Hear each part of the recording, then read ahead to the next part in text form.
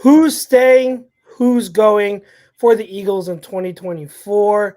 All that and more. We got the combine, free agencies coming up, all that, and your comments as always. This is Eagles Talk on A2D Radio. Let's get it.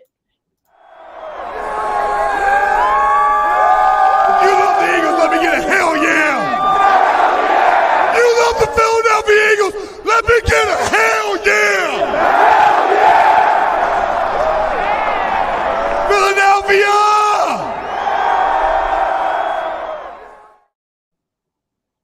This is Eagles Talk on A2D Radio. You got Chucks here to my left, Mr. Robert Brinkman. Brinks, what's going on, man? How you been? I'm living large. I got a new phone. I still got the smashed one here. I don't know if I showed it on air last week, but yeah, we got a new one coming. Good. Rock and roll. We'll be with the 15 Pro. We're here to talk some Eagles. I don't have a good feeling, man. I just don't have a good feeling about this team going forward. I don't have a good feeling about the upcoming offseason. I feel like all the chickens are about to come home to roost because we held on to that 2017 core just way too long. Hopefully, I mean, if Howie can pull this one out of his keister and then they have a good season next year, all power to him. But, I mean, we'll see. We're going to talk about a lot of stuff right now. I think we're leading with the cornerbacks, correct, sir? Cornerbacks it is. Yeah, that is right. And as always, guys, Eagles Talk is brought to you by Baggio's Bread, located in Mount Laurel, New Jersey, home of stuffed breads, tomato pie sandwiches, cutlets, and meatballs. Make sure you mention ATD Radio for 10% off your in-store purchase. And our poll question, like you said, the Eagles should consider moving on from Avonte Maddox. Agree or disagree? We're going to talk about Avonte. We're going to talk about a bunch of different corners today. Who should stay? Who should go? And then we'll also look at other positions. So who are some guys on the roster heading into 2024 that you feel should be on the roster still or shouldn't? We'll get into that. But Briggs, Avonte Maddox, it's interesting because like the guy is talented when he's on the field, but he's been banged up so much throughout his whole career, right? So what do you think? Would you move on from Avonte knowing that off his injury history that he has, or do we stick with him and say, hey, he's too talented to just give up on? What do you think? I mean, it doesn't matter how talented you are. If you're never on the field, it doesn't mean nothing. So the Eagles should consider moving on from Avonte Maddox. The poll question should be the Eagles should move on from Avonte Maddox. Just strong agree from me. He plays slot corner. That's a very specialized position in this league. If you have a starting outside corner go down in the middle of the season, you might be able to find one and be okay for a couple weeks. But if you lose your slot corner, especially in week 2 when he tore his pec, it was week 2, I think, against the Vikings, he tore his pec and didn't come back until the very, very end. Now you're scrambling at a very important position in a passing league. So then that's when you have to bring in guys like Bradley Roby, who was a complete disaster. You got to take Reed Blankenship out of his comfort zone at safety and play him at the slot a little bit. You have to make a trade for a total sweatbag in Kevin Byard, who didn't do nothing here. So, I mean, you have to have like a solid guy in that slot corner spot. And Avonte Maddox is only in the slot because he was drafted as a safety. He wasn't good at that. So now he moves to slot corner, and now he can't stay healthy. Like I can't use Avonte Maddox. He can't be relied on. And he makes way too much money to be a fourth corner or a third safety. Yeah. That's just the facts of it. Understood. Yeah, I think that the injury history with him is a concern. And I'm a huge, I'll put it out. I'm a huge Avonte Maddox fan. I have been since we drafted him. But like the best ability they say is availability, right? So taking that into consideration, like you had to be able to depend on them, and right now you can't. Now, what I will say is if he's willing somehow to take some type of restructure on his contract to where he's not getting that much of a cap hit, then I absolutely would consider that because like behind him, our choices are limited, right? Like we know that when he is on the field, he's probably one of the best slot corners, pure slot corners in the league. So if you can take out some of that financial responsibility that we have committed to him, then I don't think it's that bad of an option to look at that and say, hey, like we gotta make this change because you haven't been able to stay on the field. But if you're willing to take less money, and make it worth our while, make it reasonable for us, then we'll keep you here. I think that's absolutely the option I'd lean into. But if not, if it's like either his current contract or go, I think I would absolutely understand. I would lean to letting him go. So I would agree we got to consider it, but I don't think I think that there is an avenue where I'd be okay with keeping him still.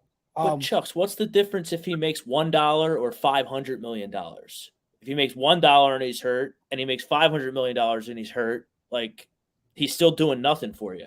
Whether he's making $1 or $500 million, he's going to be here to play an important role on this defense, and he hasn't proven he can stay on the football field. So the contract is irrelevant for me. I can understand where you're coming from. I think for me, I just see that like it's about like how much risk are you willing to take on? So like with his current contract, that risk factor is too much. But if he's willing to take a little bit off, and then that frees up the ability to maybe that helps bring in someone else, right?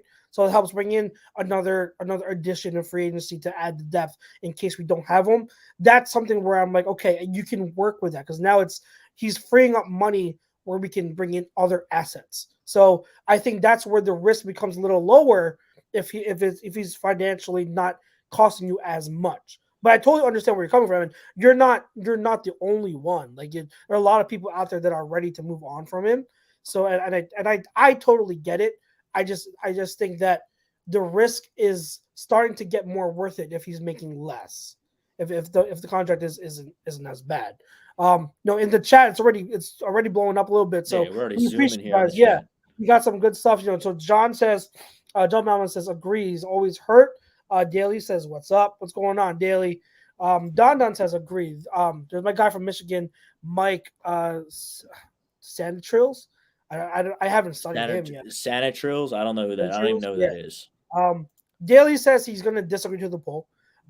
He wants to give Maddox one more chance to prove himself. Plus, he could be a good leader for some of the young guys like Ringo. And then Chrome chimes in. Chrome, what's good, man? Hey, fellas, just popping in. Appreciate you guys holding down the fort. Yeah, so we're out Chrome today. I should have said it at the top of the show. No Chrome today, no Pete, but hopefully they will be back sometime soon. We got a 2-man game going on right now, me and Brinks, but we'll hold it down. Chrome, appreciate you. Take your time coming back. Wilson says, what's up? And Chrome does disagree to the poll. He says, although I can see why people would because of injuries. So he's leaning toward he understands, but he's leaning toward disagreeing and would want him back.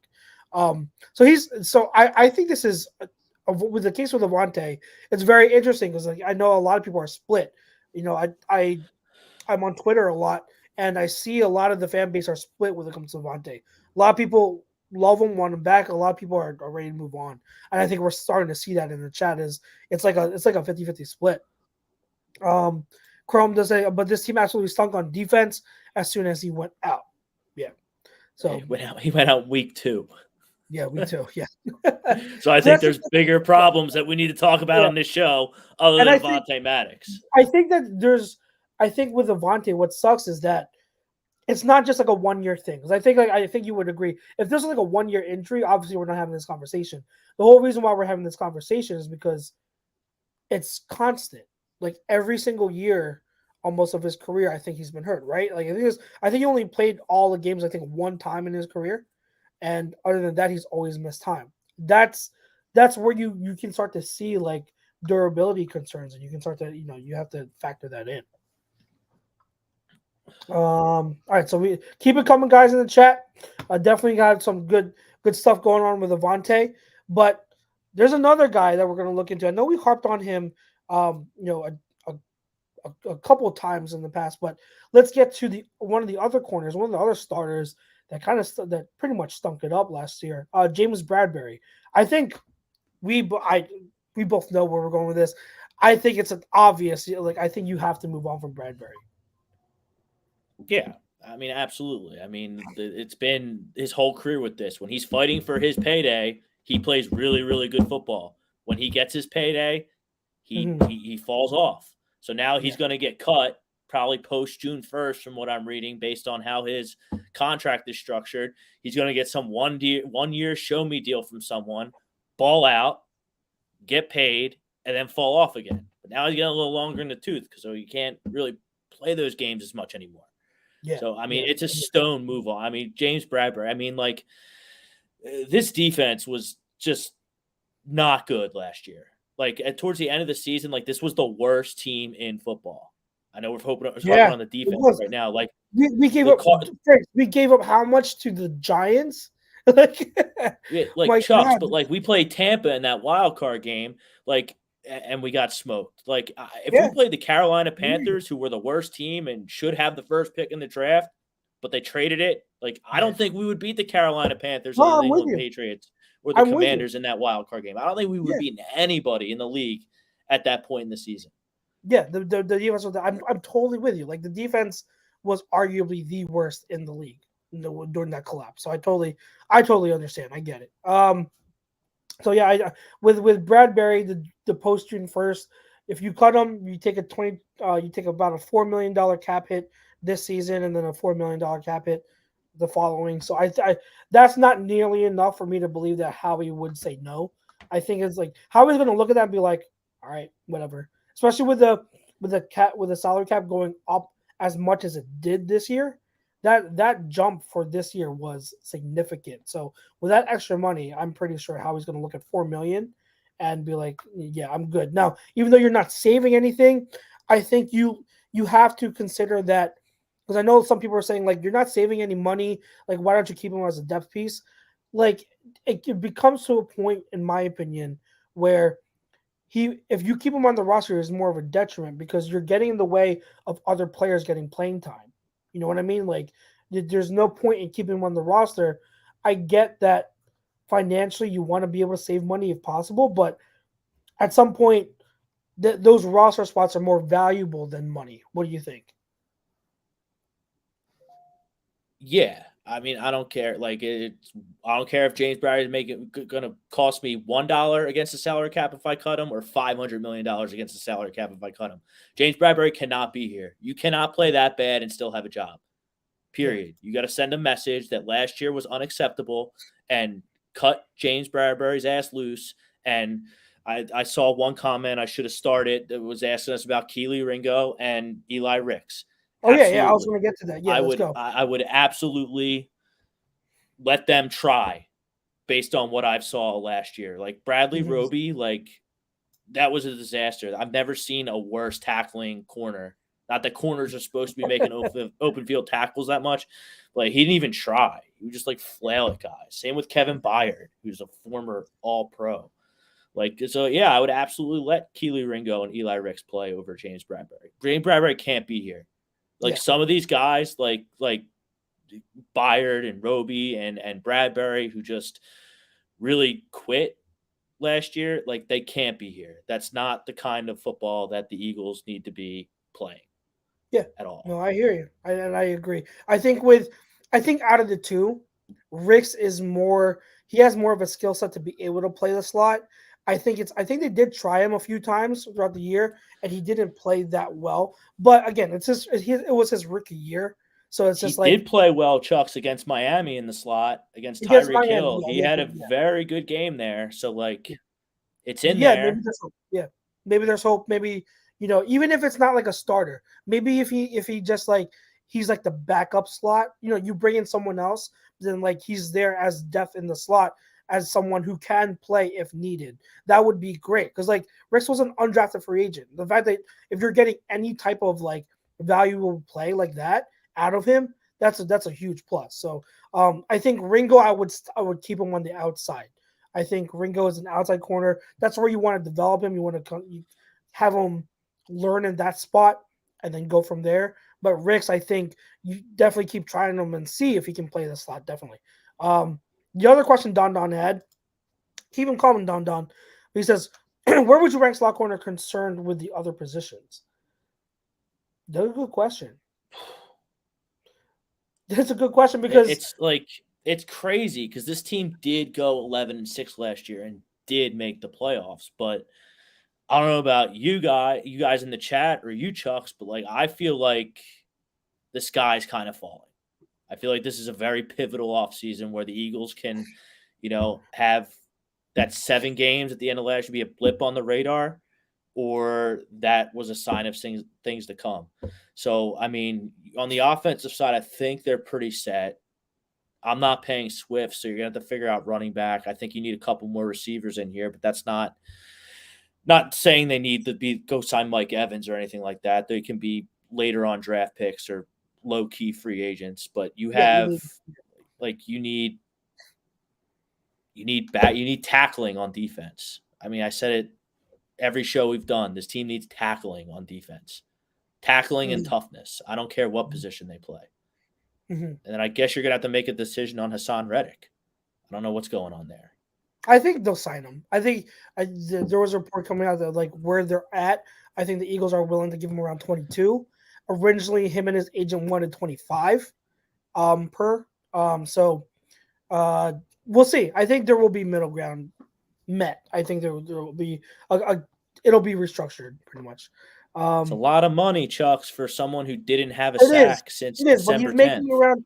What's he? I think he's what's he making around like right now? I'll look it up, but I know it's a lot of money. But it's like, would you rather? It depends on what haul would you get for him? Because I think we touched on it when we had our first poll question regarding him. Like he would, if you're gonna get if you're telling me first round pick for Hassan, I'm doing that. I don't think that's possible though. So with a second and a third, is that like, are you absolutely taking that? Like I think it depends on where in the second round. Well, like, are you getting second and a third, and you're signing Brian Burns? Well, that's another. That's really the only way I'm trading Hassan Reddick for just draft picks. Yeah, because you have to be able to, and that's the problem. Tricky. That's super tricky because there's probably 20 teams in the league, maybe even all 32 teams that are going to be trying to sign Brian Burns if he hits the open market. And now, this team doesn't look special. Like you're entering free agency trying to make sales pitch to these free agents about how great we are when we were the laughing stock of the whole league down the stretch. So that's tough. It is very tough. It is tough. Let's see. We got Hassan Reddick right now. His contract, his cap hit for this upcoming year is going to be 21. All right. So if the Eagles are willing to pay him around 22, give him a little bit of a boost, that's not too much of what he's making now. All right. So that's what we're looking at. What's the point if he's only going to get that much of a boost? What's the point of doing all this bitching and moaning? I don't know if this. I think he wants an extension. Like he wants more years, but I'm not exactly sure. Like, does he deserve one? I mean, are we sure he deserves one? I know he has gaudy stat numbers. I don't know. But him and his agent seem to think he's TJ Watt, and he's far from it. That's the tough part, Briggs, is that like I hear what you're saying, but at the same time, like, what's the line? Where's the balance of okay, like we're completely retooling the whole roster, or we're gonna keep guys that we know we still have confidence in that can play, and believe that like they can still turn it around. Like I'm not saying that they absolutely will, because I totally understand the detriment, like the concern behind the drop off from the whole defensive line, but at the same time, like I don't know how you carefully tread that water of, oh, I'm definitely trading Reddick or I'm definitely paying him. Like, all right, well, let me ask you this, Chuck. Let me ask you this then. Like, there's a lot of players on this offense that are going to be here in 3 years and be very good players on this team in 3 years. Who on this defense is going to be here in 3 years and still being like I guess the face of the Eagles defense? Jalen Carter. That's the only one that really comes to mind. Yeah, Jalen Carter. Yeah. So, like, when you say, like, are we retooling, like, the entire roster? No, we're not retooling the entire roster, but we are definitely retooling this entire defense. Yeah, you have to bring people in. What I'm saying is, like, if you just trade away Reddick, like, if you're saying I don't want to pay Reddick, just trade him away, like, how are we replacing him? That's the tough part. It's like you don't. edge rushers like him, pass rushers like him, don't really grow on trees. Like they're hard to come by. So like you have to be able to, like know, like okay, like I get we don't want to pay him, but at the same time, we need an edge rusher. Like we need a pass rusher on the outside, and outside of that collapse, he's shown that he can be like a tier 2, tier 3 edge rusher, right? So that's the line you got to tread. If he was asking for like, if the hard sell of like he definitely needed 25 at least, 25 a year at least, I would be like, okay, if you're not budging off of that, then yeah, go look for a trade partner. But if he's willing to be like, hey, meet us in the middle, take 22 or 23, then I'd be okay with that. I'd be okay with that. It's a lot of money. It's only like it's only a little bit, and the salary cap went up a lot. It went up a lot. That I think the jump we saw in the salary cap was the biggest jump percentage-wise the NFL has ever seen in history. So what goes into that? What, because revenue is up, so the salary cap goes up. Yeah, thank Taylor Swift. Like I say it jokingly, but like that's legit. Like probably it's one true. of the reasons. It's true. Like she's an American icon, Chucks. Yeah, she brought in more money for the league, so like it's the league is doing well. So the salary cap is going up a lot. So she gave Travis Kelce $500,000 to up his fashion game. Just like, hey, Dad, can I go shopping? Like, yeah, here's $500,000. Go make yourself look cute. Like, cool, must be nice. Don says, and y'all got to get a whole new linebacker core. We absolutely do. He does also ask like Jordan Davis or Sidney Brown. No. I love Sidney Brown, but like I'm not gonna even say like you can't say for sure he's one of the cornerstone pieces yet. Like for one, he tore his ACL, so he might not even be back till the second half of the season. And Jordan Davis so far still has to prove he can stay in shape. You know what I mean? Like he's huffing and puffing after pregame warmups every week. So yeah, I've seen him play one good game. He took over the Bills game in overtime. Yeah, that's all I've seen from him. He played for a quarter of one game in what was this, his second year. So what's that, 34 games? He excelled in one of them. Mm-hmm. Yeah, that's a building block. That's a guy that I can 1,000% say is going to be here in 3 years and be a productive player on this team. I can't say that. No, I agree. I can't say that about anyone on this defense, which is a problem. I think I can say that about Jalen Carter, but that's it. I think Jalen Carter showed. I think Jalen Carter definitely showed. I think as a rookie, he tailed off, but I also think that like one, he's a rookie, and two, the whole defensive line didn't show up, so I probably didn't help him. But I think Jalen Carter showed that he is. If you ask me, one of the things that Eagles defense has to do to get better going into next year, I think that they have to kind of build around Jalen Carter.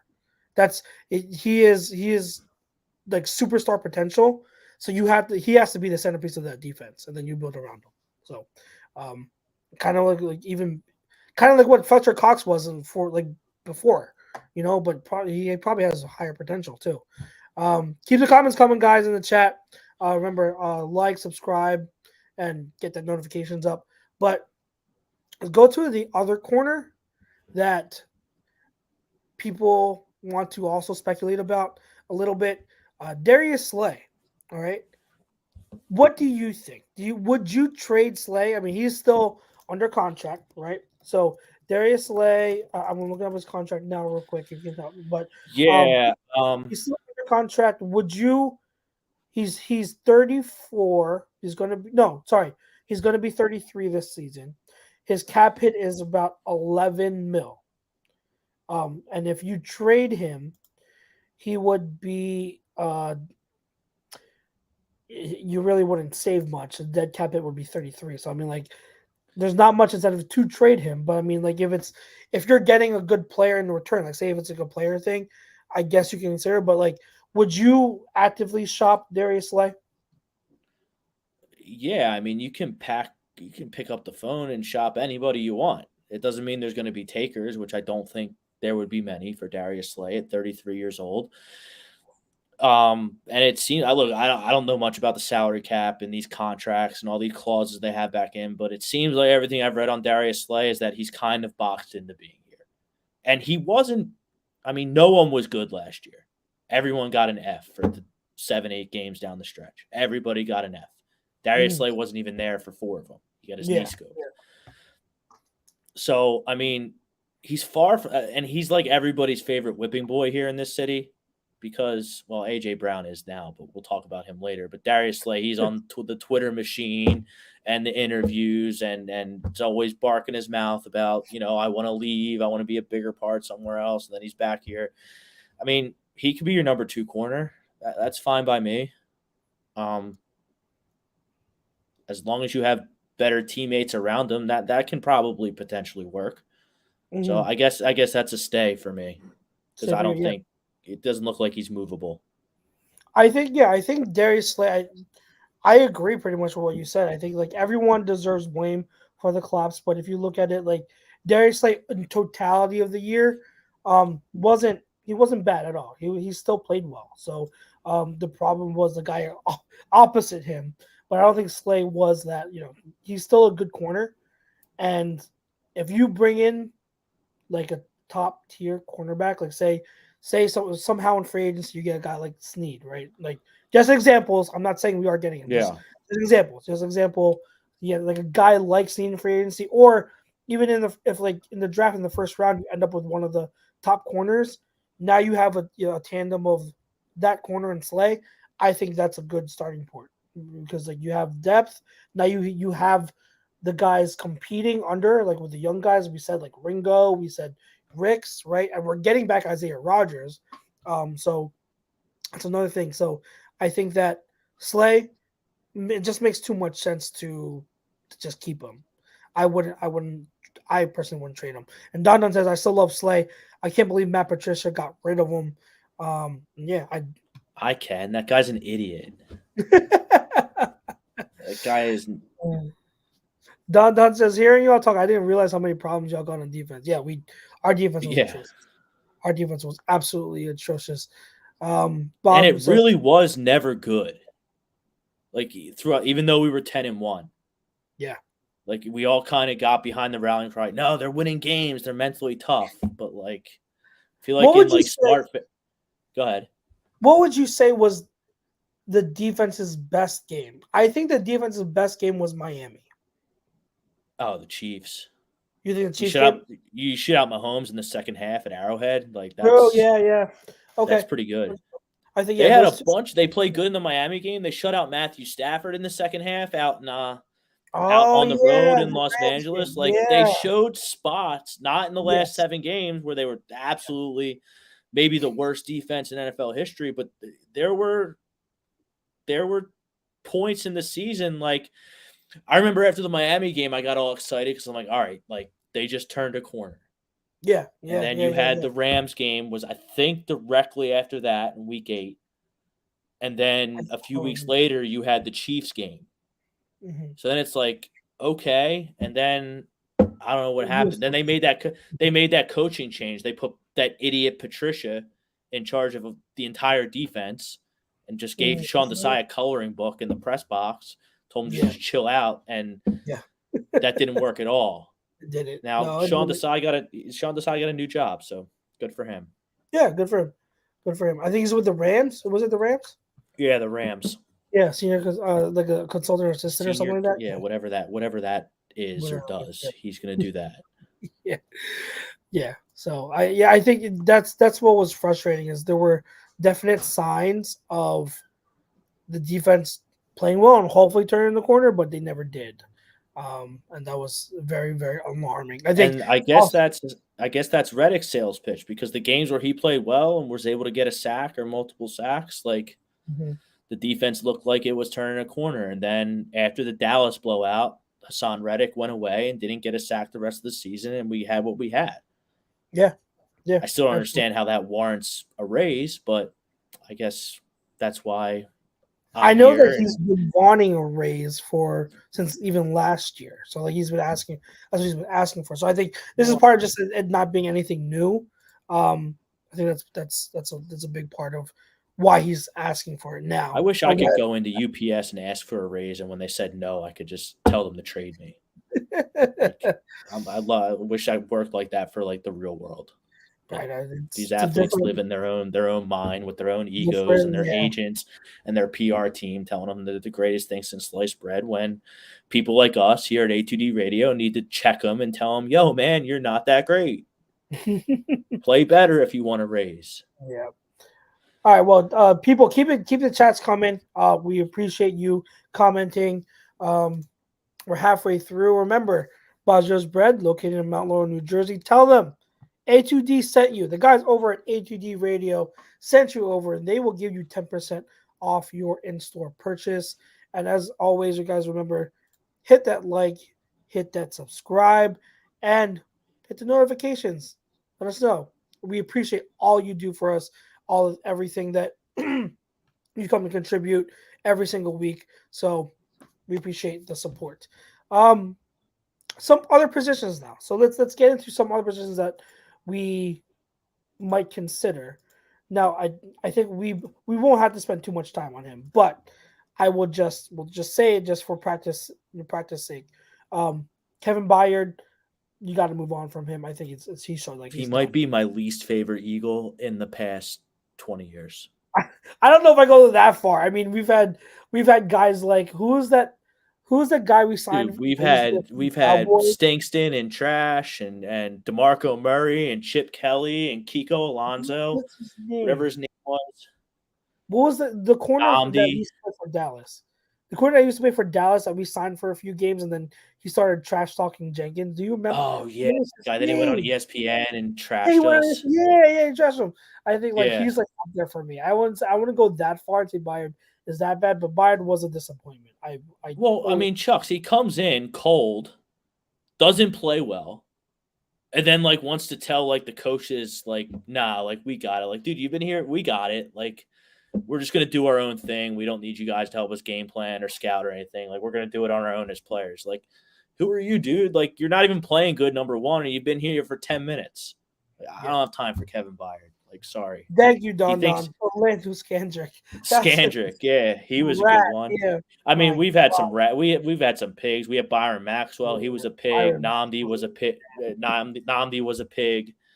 DeMarco Murray was a pig. Remember, Kiko we had Alon- Miles Austin too. Like we had Miles Austin on this damn team. My God. wasn't he post like major knee injury after we got him Yeah. though? Yeah. So We don't have a good history of former Cowboys coming to here and doing well. So like, yeah, that was bad. Pete says, Yeah. "What's up?" What's Don, up, yes, Pete? hit that like and subscribe. Andrew Becker says, "Trade Bradberry for a bag of footballs." Yeah, That's still a bad trade for the bag of footballs. he also asks, "Is Kool-Aid from Bama the guys you want the most?" In terms of corner, he is not. He's not the guy I want the most, but he's still a good corner. Like if that's who the Eagles end up picking, I don't think that'd be a bad move at all. But there are other guys that I wanted. As I'm trying to pull it up, like as of right now, and this is subject to change. These are early rankings, so do not write this in pen. Like for me, like this could move still, but the way I have the cornerback class ranked right now, personally, I have Terry and Arnold at 1. I have Cooper DeJean 2, and yes, I classify Cooper DeJean as a corner, not a safety. So I have him at 2. I have Quinion Mitchell at 3. I have Nate Wiggins at 4. Kool-Aid at 5, and then those are my top 5. But Brinks, the one guy you mentioned, and it's I should have brought him up earlier. I should have brought him up earlier when we were talking about slot corners. Ennis Rakestraw is a very intriguing prospect. Like He's a stud. He man. reminds me of who's the guy that Seattle drafted this past year? Witherspoon. He reminds me of like a Witherspoon type of cornerback, similar to like McDuffie, right? That is a guy where like if we do move on from Avonte and we're looking at for a massive upgrade at that slot position, Rakestraw is very intriguing. So I like me a Rakestraw on day Dude, 2. he played 1,000 collegiate snaps in the SEC, and he didn't let up any touchdowns.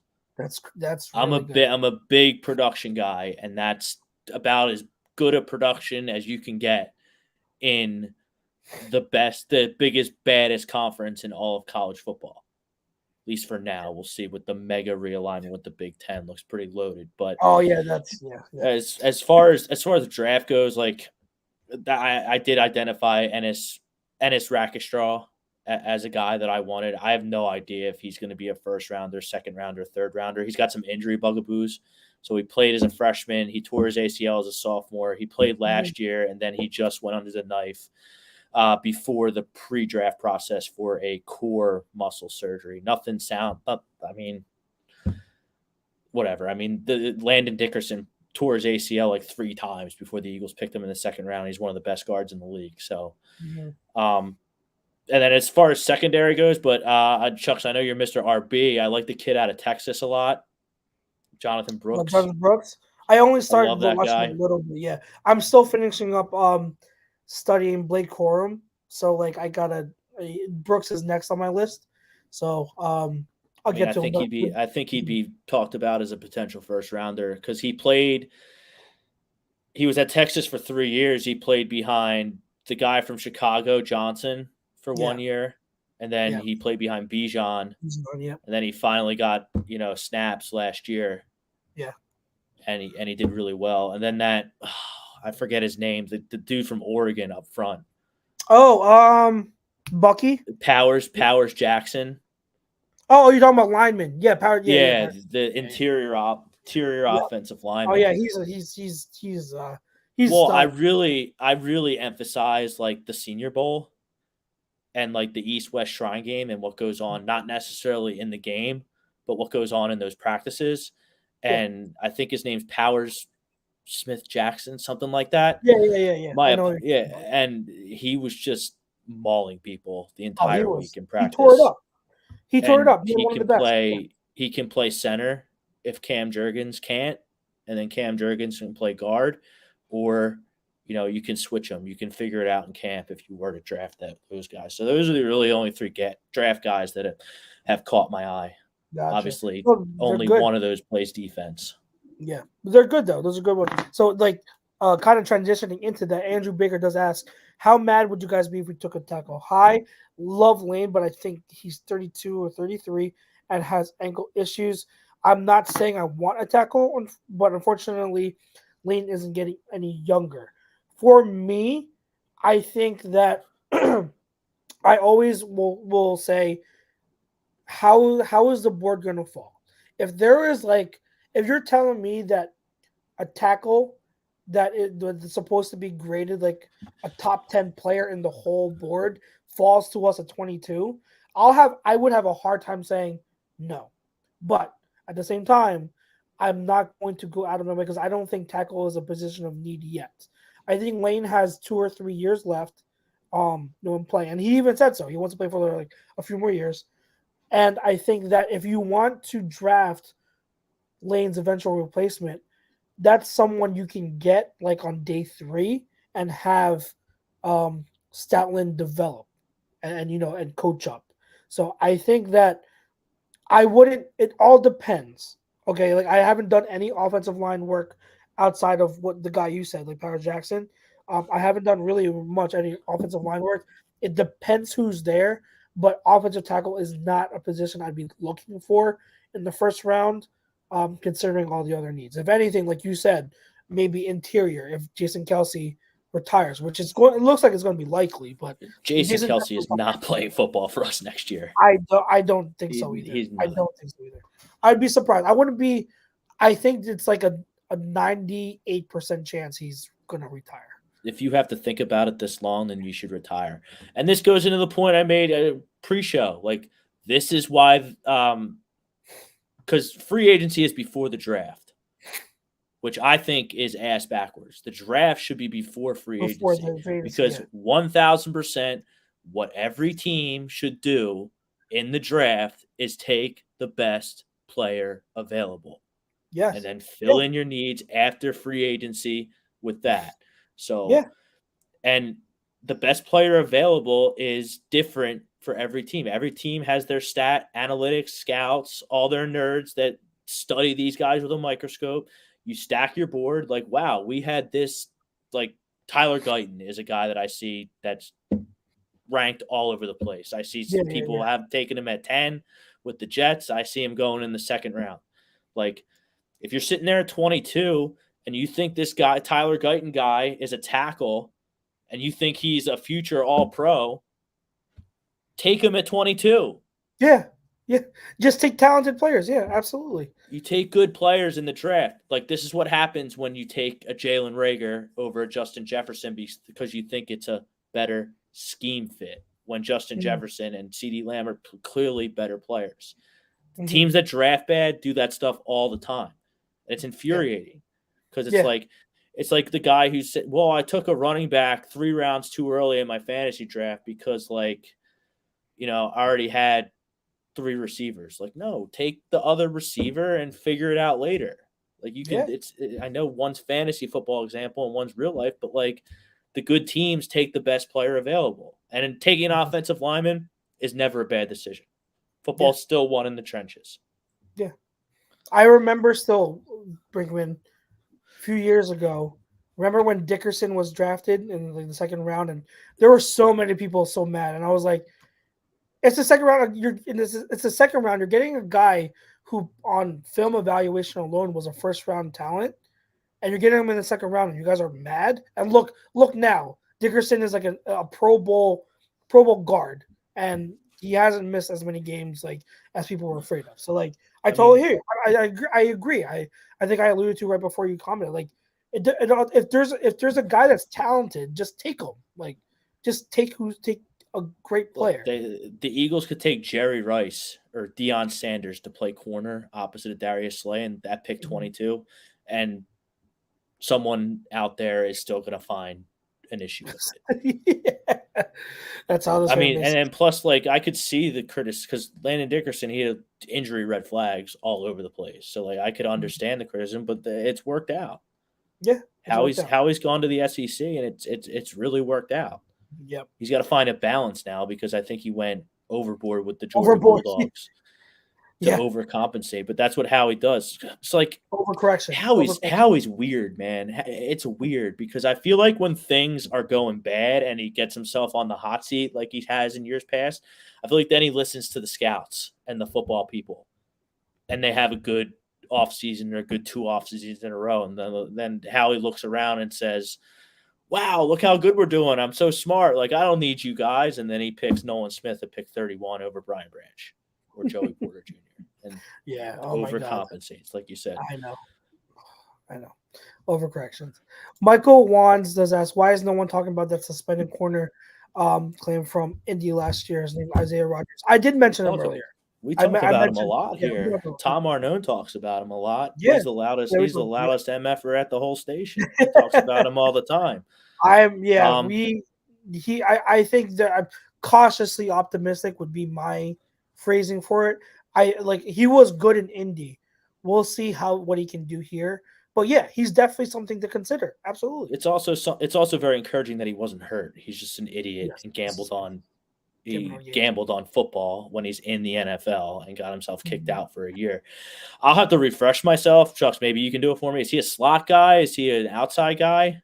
He can do both. He can, from what I remember. Okay, I didn't study the guy in depth when he was in Indy, so I could be wrong. If I am, I apologize. But from what I remember, he plays both. He plays both inside and out. He has that versatility. So he's someone that you can, if you move up from Maddox, he's an option on the inside. But I think you try to aim to see if he can play outside, but then if you need him in the slot, you put him in the slot.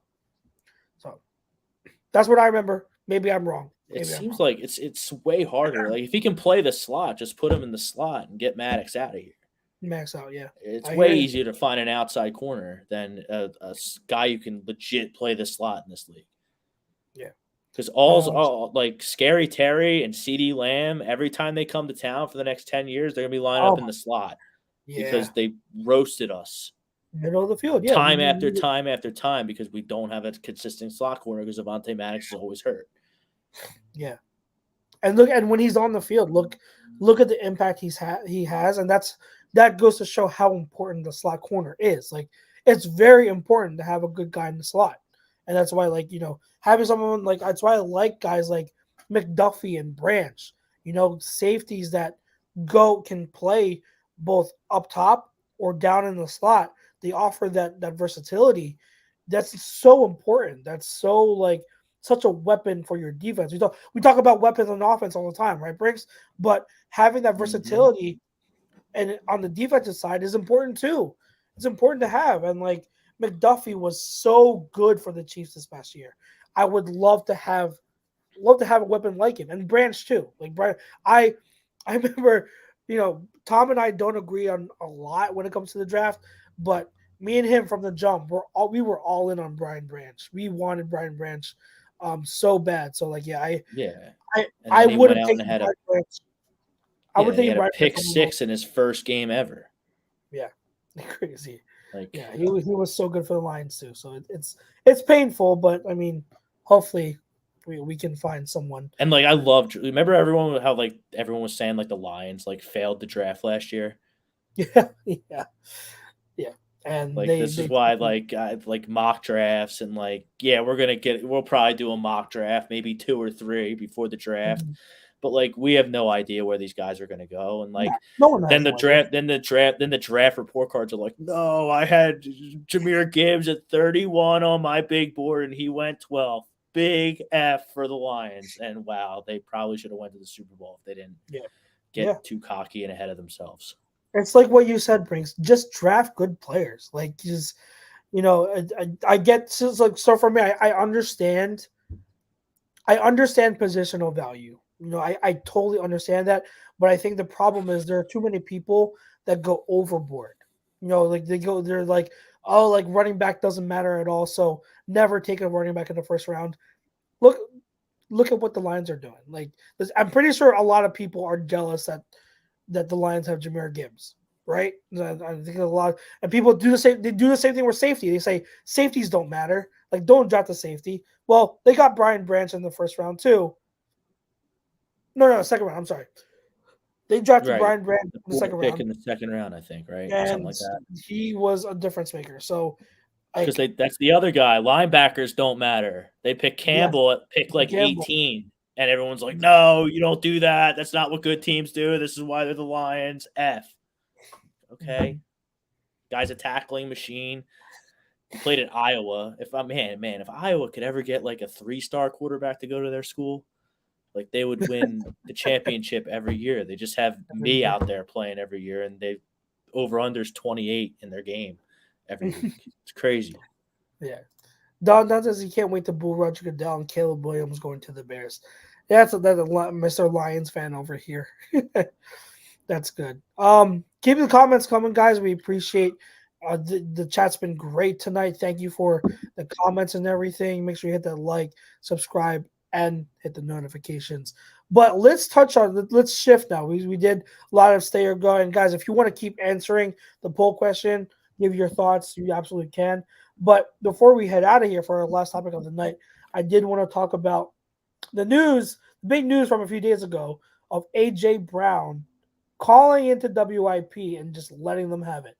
Brinks, I know that you didn't listen to the whole thing, but you read like a few snippets of it. Yeah. So what like the headlines, like the main points of that, like he came on and said he's tired of the Philly media, particularly like guys at WIP, making up BS stories and rumors about the team that aren't true. He's tired of media being so negative when it comes to the team, and just driving a narrative that just doesn't help at all. He also cleared up. They asked about his relationship with Jalen Hurts, and he said that's like he said pretty much that that's silly. Like him and Hurts are fine. And they asked him about his desire to stay with the Eagles, and he said 100% he wants to be here. He's happy here and wants to stay here for the rest of his career. There were some other things that he touched on, and I think, and if I remember them, I'll mention them. But just your thoughts based on what you know, your reaction to AJ Brown calling in. He spoke mainly to Ike Reese. Jack Fritz was on there too, but Ike Reese was the one doing most of it.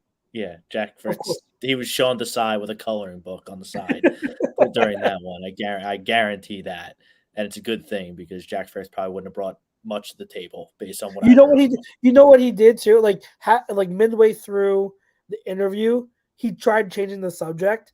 Yeah. He asked a question about Kellen Moore, and AJ was like, "Yeah, talk to him. I'm excited, but we're not talking about Kellen Moore." I mean, like, I was like, oh my god. first off, anyone surprised that AJ Brown is a diva? Like, grow up. Every good receiver since the dawn of time has been a receiver. Every receiver since the dawn of time wants the ball every play, is open every play, wants to win every game while they catch every touchdown pass and win every Super Bowl. That's what AJ Brown is. That's what Jamar Chase is. Jamar Chase says, I want all the money, and T. Higgins, he can have whatever I don't get. I'm not really worried about his contract. I'm worried about my contract. Justin Jefferson wants $30 million a year. Bananas. And he probably deserves it. Terrell Owens, Randy Moss, like all these guys, they were divas. Now, is that pretty childish for him to call unprompted to a sports talk radio station and go off like that? Yeah, it was extremely childish and immature, but I mean, he's proven in the past to be kind of childish and immature. This is why the Titans traded him for a draft picks. And this is my favorite part about A.J. Brown. Now everyone's like, oh, forget A.J. Brown. We don't even need him. First off, yes, you do. He's an absolute monster. Jalen Hurts needs that big receiver that can compensate for his inaccuracies, that can just go be a dog and go get the football. And now all the dry jocks out there that made fun of the Titans for the past 2 years for giving away A.J. Brown for just draft picks because they didn't want to pay him, want to do the exact same thing now with A.J. Brown and just give him away for draft picks because they don't want to deal with him. Like, get over it. Grow up. They're going to have a new coordinator. I'm still waiting for the alert that Jalen Hurts needed knee surgery after the season.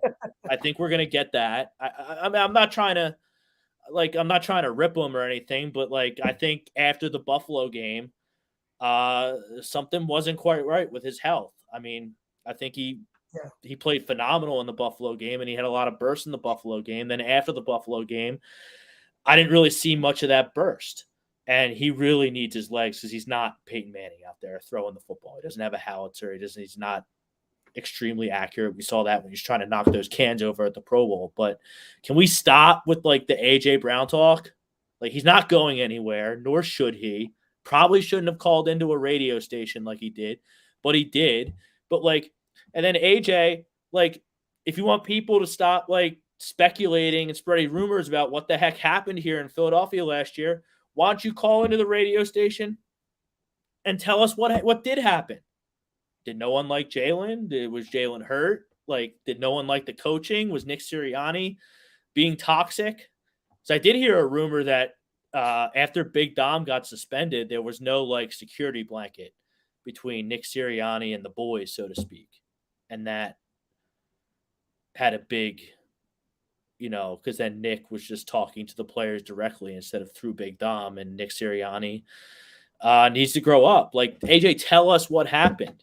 And dude, if you go to any fan base in the Northeast corridor, it's going to be the same thing. We like our teams. We hate our lives. We love our teams. And we like our moods in the fall depend on how you play every Sunday. Like, whether that's good or bad, which is probably bad, but that's how it works here in Philadelphia. Mm-hmm. And when it's not going good, we're going to speculate and we're going to try and figure out why. If you're not going to tell us why, we're going to speculate why. If you don't like what you're hearing, then shed some light on the situation. So, I mean, I'm very pro AJ Brown, even despite this. He shouldn't go anywhere. And like, the media, I mean, like, the media is the media. I mean, I've said this before, like, I think because the media here is also fans, I feel like. They're not supposed to be. They're supposed to be objective people of the media, but a lot of them grew up here, and a lot of them are fans as well, and it bleeds into their pieces, whether they mean it to or not. Like, if you're an NBA reporter and you're covering the Oklahoma City Thunder, like, you probably didn't grow up in Oklahoma City. Oklahoma City only recently has a basketball team. So you probably grew up in LA, wanted to be a journalist, and got transplanted into Oklahoma City to cover the Thunder.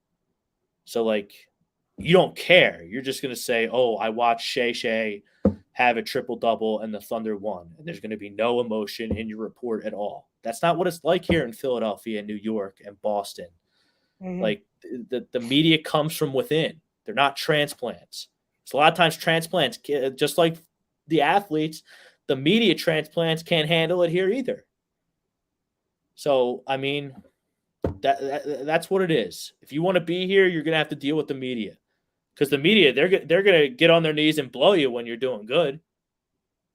That's true. You know, when you're not, they're not going to be so nice. It's not Oklahoma City. It's not Tennessee. And I can't believe he's like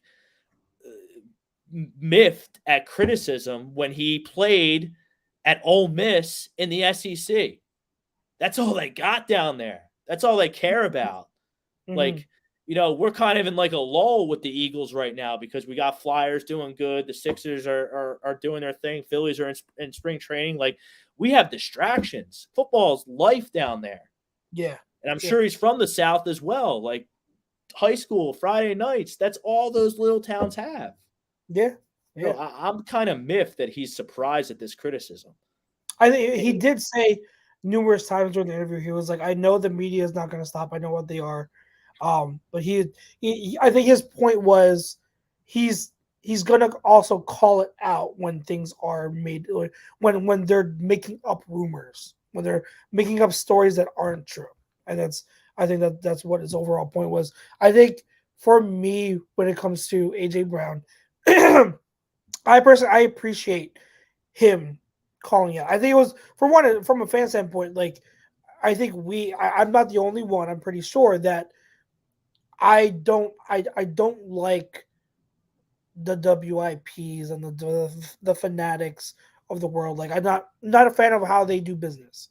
They drive conversation because they have to, but because of that they have to find ways to do it. And unfortunately, negativity is going to be a big conversation starter. So they thrive off of that. And I think that if you look at WIP, they're looking at this whole situation with AJ Brown as a win for them because so much attention was on them, right? So they want, whether it be positive or negative, they want the views, they want the engagement. And I think that it's a win for them. But what I think that it's refreshing to see a star player come out and at least call them out for it, because we don't see that too often. And I think that also he had also mentioned how like he feels like he's misunderstood because a lot of the media will portray him as like someone who is toxic or anything. But he described how like he works so hard. Like, he's at the facility, one of the first at the facility, one of the last to leave. He is always I think Tom talked about, there's a reel that ATD posted where Tom talked about like how AJ Brown is probably one of the bigger leaders in this team. And that goes, I think that doesn't get mentioned enough. They look to him and he's driving his teammates, he's holding them accountable. I think that's a great thing he does. I personally, when a teammate gets loud and passionate on the sidelines, some people will look at that as like they're being immature. I personally think it's just emotion. No one had a problem when Tom Brady was doing it every single game, but then when certain other players do it, it's a problem. Like I think that happens every single game on every single. Kelce almost tackled Andy Reid at the Super Bowl. Reid, right? So I think that with AJ, I do agree. I think he's a little bit misunderstood. I don't see him as a diva, but even if you do, I think the whole point is, it's not a bad thing. It's not a problem. It's just how a lot of like all the wide receivers you mentioned, like Steve Smith, Chad Johnson, like you go like 90% of starter receivers have that diva mentality. Like so, they're open every play. They're open every play. So yeah, and Matthew Walsh says it too. As we get out of here, he says, "Make AJ an Eagle for life." I would love to. I don't know how realistic that is, but yeah, I would love AJ Brown and Devontae Smith to be an Eagles wide receiver tandem that we have for a long, long, long time. I would keep them here. We'll see if that's possible over the next 10 years. We'll see that can happen. But guys, We appreciate you sticking with us today on Eagles Talk on A2D Radio. We are brought to you by, again, Baggio's Bread, located in Mount Laurel, New Jersey, home of the best stuffed breads, tomato pie sandwiches, cutlets, and meatballs. Make sure you mention A2D Radio for 10% off your in-store purchase.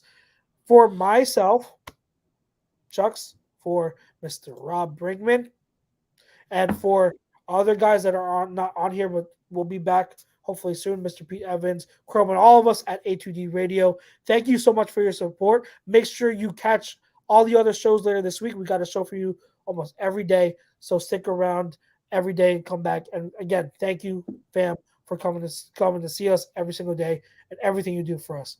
We'll see you next week. Until then, peace out.